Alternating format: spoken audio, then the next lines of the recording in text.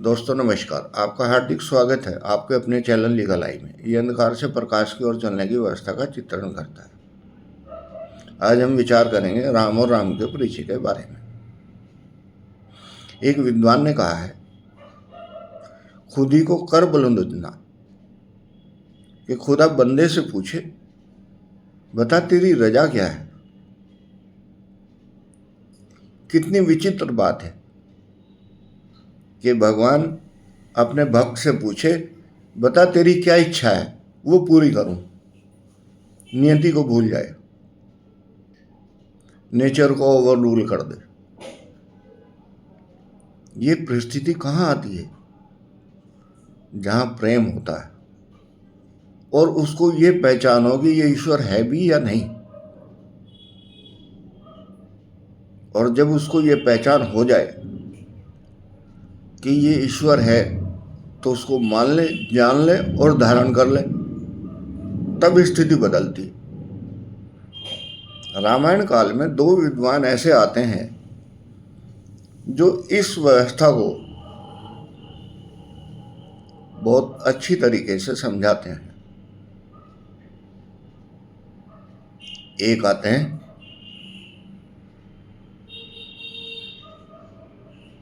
नैया पार कराने के लिए।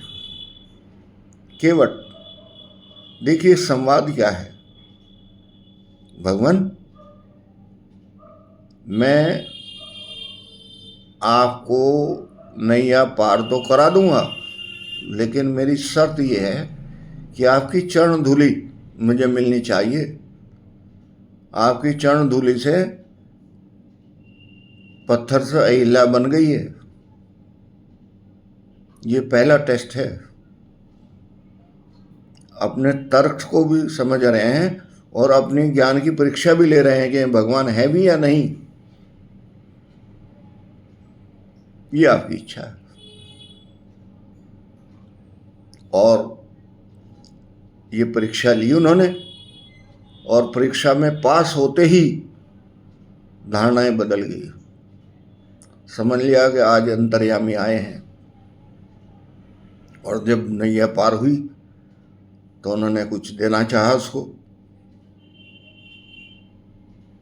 बेशकीमती अंगूठी। तो इधर से जवाब जाता है, भगवान मल्लाह मल्लाह से क्या ले उतर आई।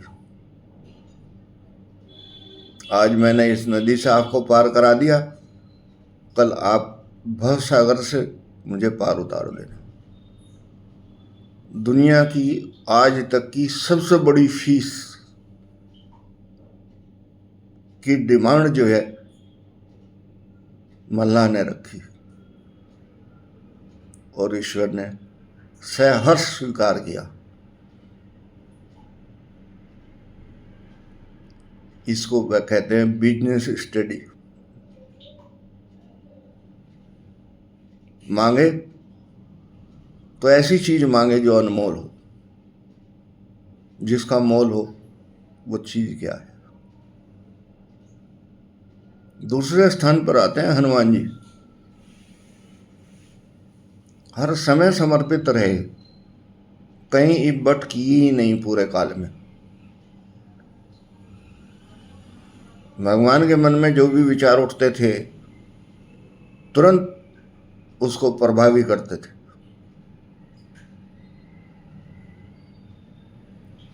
और किस हद तक करते थे कि अश्वयज्ञ के घोड़े को जब भगवान के बच्चों ने रोक लिया तो अपने दिव्य दृष्टि से उन्होंने देखा, अरे ये तो ईश्वर के अंश हैं। तो उनको कहने लगे, भैया मैं आपसे लड़ तो सकता नहीं, आप एक काम करो, मेरे को बंधक बना लो। इतने शक्तिशाली हैं कि उन बच्चे को परेशान कर सकते थे।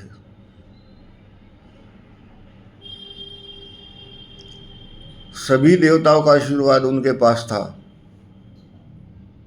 सब गुण संपन्न थे, लेकिन फिर भी समर्पण का परिभाव देखिए कि राम के अंश के सामने सरेंडर कर गए। कि भैया बंदी बना लो, हम आपसे झगड़ा नहीं करेंगे। ये है प्रेम की उच्च कोटि की परिभाषा।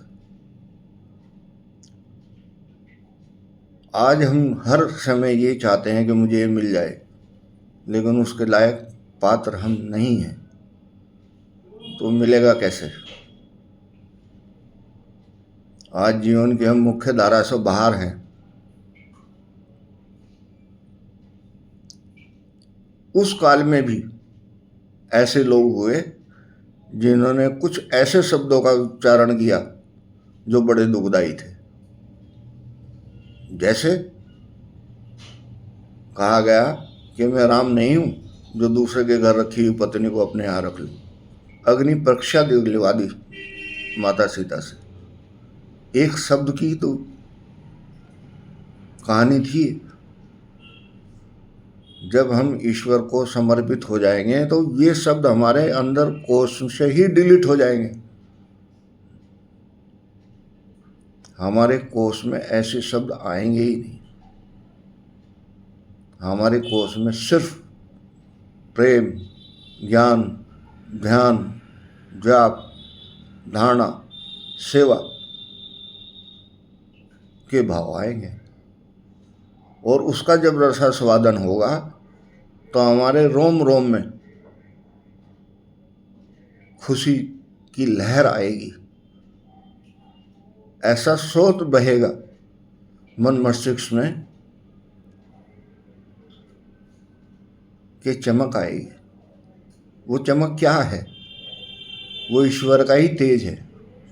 वो आपको दिखाई दे रहा है कि आप चमकीले हैं, आप चमकीले नहीं हैं।